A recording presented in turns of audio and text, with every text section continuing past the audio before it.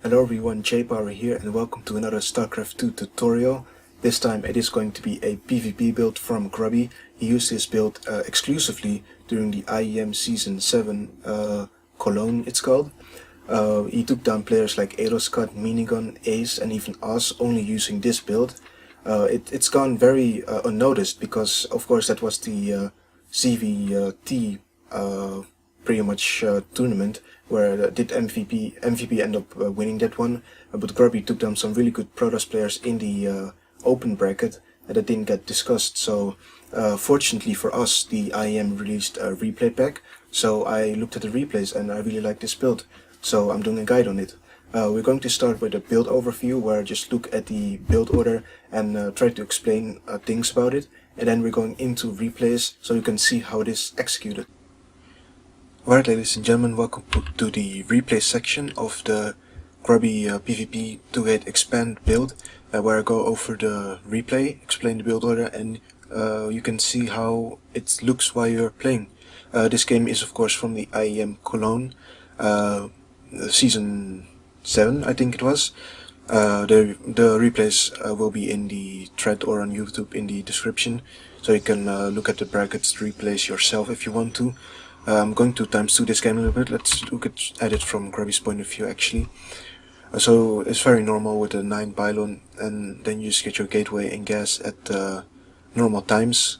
Not too interesting.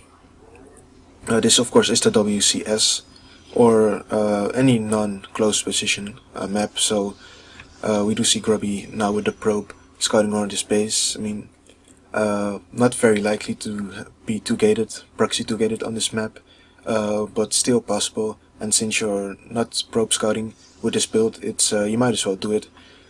So of course he sees no proxy gate. First gas is finished, gateway is finishing up, not too interesting yet. I do have the production tab open so you can sort of see what his opponent is doing as well. There we have the cybernetics core at 18 supply and the zealot as well about to start. Yep, there it is. Second gas immediately taken, pretty much when you can afford it, which should be around 21 supply, as you can see. So we have the probe scout of Ace coming in. The zealot is about to finish.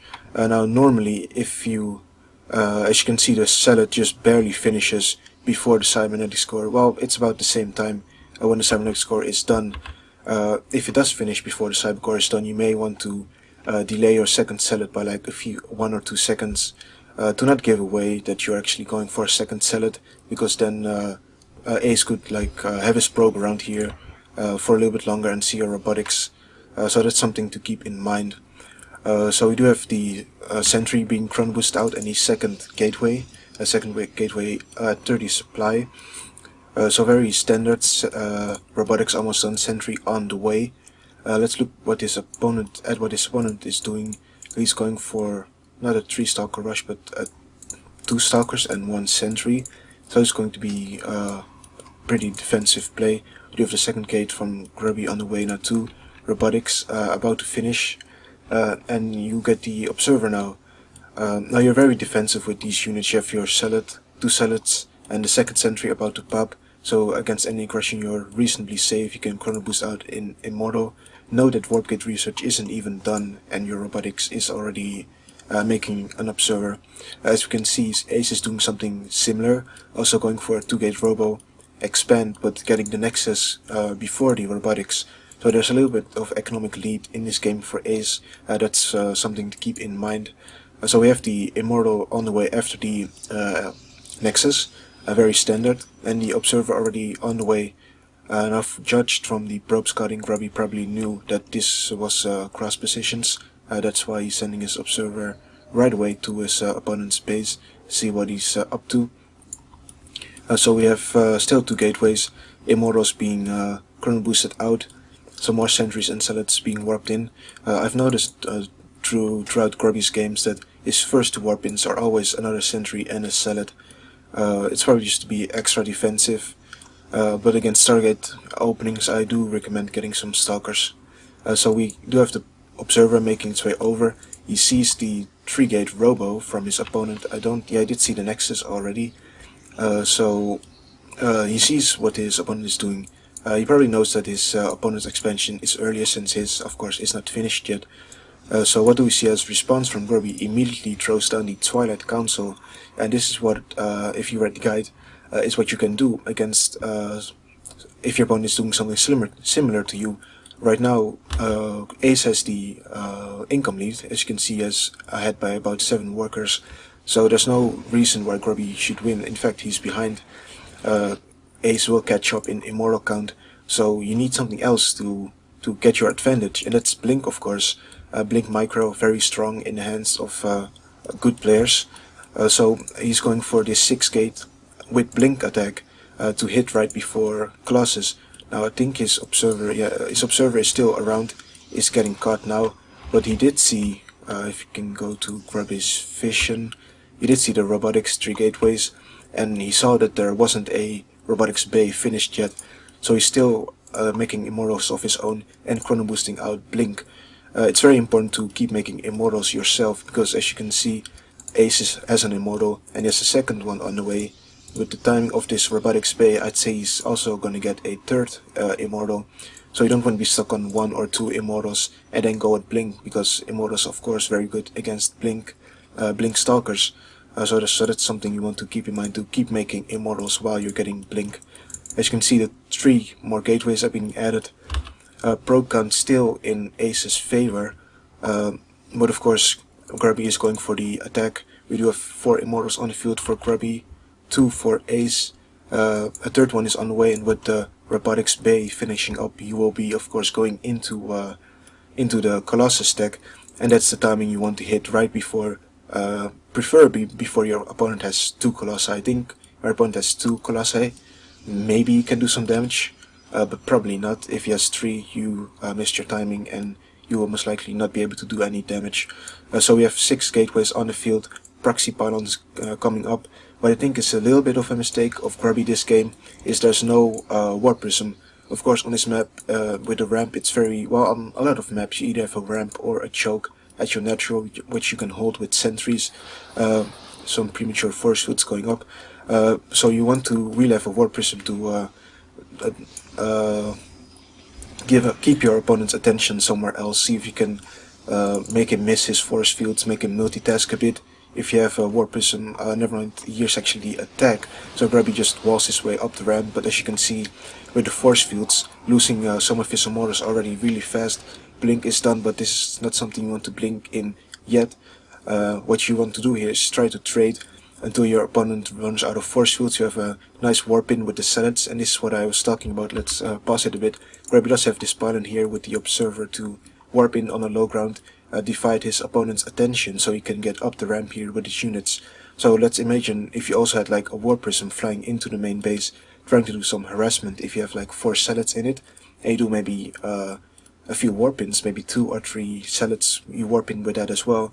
Your opponent has to bring some of its units back to his main base to defend that. He cannot deal with that with just his own warp gaze, because you dropped 4 zealots with another 4 or 6 even if you can afford it, warp-ins. So you really need to do something to divide your opponent's attention if he has sentries to hold his ramp. So do you see these 2 zealots making his way over to do some harassment, and then Grubby comes up with his units. He's basically on the ramp. There's a nice blinking to take down the Colossus, and his immortals of his own are in the front doing damage as well. But he loses them now, but does take down all but one of the immortals of his opponents. Some zealots doing damage against the stalkers, but with Blink Stalker Micro, that's something you can micro against. Now this is the advantage you have here against your opponent. He does make Colossi, but you have the Blink, you have the micro potential, and now that Ace ran out of sentries with force fields, your Blink becomes that much stronger. Also Ace lost all his immortals, so now Blink Stalkers are especially powerful. And now we do have the proxy pylon warping in some more on the high ground. Still 1 Colossus out from Ace. I think Grubby really needs to go attack, because the second Colossus is about to pop out, and then that's when things get really difficult to play against. So without force field, you can, as you can see, you can just blink and take down the Colossus or immortals if there were any immortals. Probes coming out to fight for Ace. Another blink in to try to take down the Colossus, and he does get it. A force field missed. It's also an important aspect. You want to keep your observer alive to grant high ground vision. Of course, Colossi are able to blink on top of, not blink, walk on ramps. So if you don't have high ground vision, you may blink into something you do not have vision of, and lose stalkers unnecessarily. So Ace is stuck on gateway units only now, and because Grubby went for the blink for his stalkers, his units are just a lot more powerful if microed correctly. So as you can see, you can just blink down his stalkers when they're hurt and trade more cost efficient with his opponent. Now he's making some immortals of his own, which I think is a good thing to do. If you have blink stalkers against other non-blink stalkers, you already have the advantage, but it's always nice to have some immortals, especially if you have the money and you can afford it. Why not? So you have quite similar armies here, some stalkers and some zealots, and as you can see now, it just becomes so much better for Grubby with if you have blink stalker micro. The zealots of both players are down now. We do have a normal immortal for Ace on the field, which definitely helps. So Grubby is going to back off and wait for his own immortal, warp in probably some zealots next round.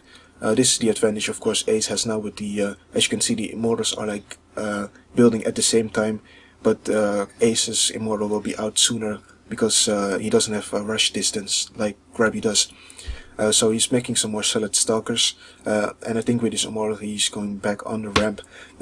Again, similar armies, some zealots, some stalkers, and an immortal. So that's really the thing you want to head for. Is if this was an Colossus for Ace and still the immortal for Grubby, you can just blink and take down the Colossus and you're in a really good position. So right now you have similar armies. Grubby is ahead in supply, is ahead in tech because he has the blink, of course. And now we'll see how this fight goes. You can just blink in, take down the immortal. Zealots of Grubby are getting into the fight, and Ace cannot micro against this because he doesn't have blink. He's trying to move his stalkers back, but of course without blink that's a lot more difficult to do. Probes are being pulled from the line once again, but zealots are just so good against probes. It's not a fight you want to take. Last immortal gets blinked up on and will go down. And I think with the supply lead Grubby has, this pretty much game. Stalkers being shot at from the high ground. And this is really just a demonstration of something you want to do. And that's the GG. So I want to actually go back into the replay. It seemed like a really close game, but something not to forget is that Ace got his Nexus up a lot earlier than, not a lot early, but quite a bit earlier than Grubby. He went for a similar 2-gateway expand and got the robotics later. So Ace was quite ahead in workers and in income therefore. So this is pretty much like the worst case scenario. Also with the map you have the ramp which you can force field. Grubby lost 2 immortals trying to fight up here. And that's why I really wanted Grubby to make the War Prism in this game to divide some attention of his opponent. As you can see, Grubby will make its way over, but the opponent has a lot of force field energy, and look at that, 2 immortals being caught on top of the ramp. Stalkers are being forced to blink back, excuse me, and Grubby just loses 2 immortals and is down in immortal count and has doesn't have a Colossus of his own. So he was fighting an uphill battle, but did manage to win it with some really good micro. But I can guarantee you, when you try to do this yourself, you'll probably have more favorable engagement than Grubby has here. So that is it for replay number 1. We will be going into another replay that I played myself on ladder, so stay tuned for that.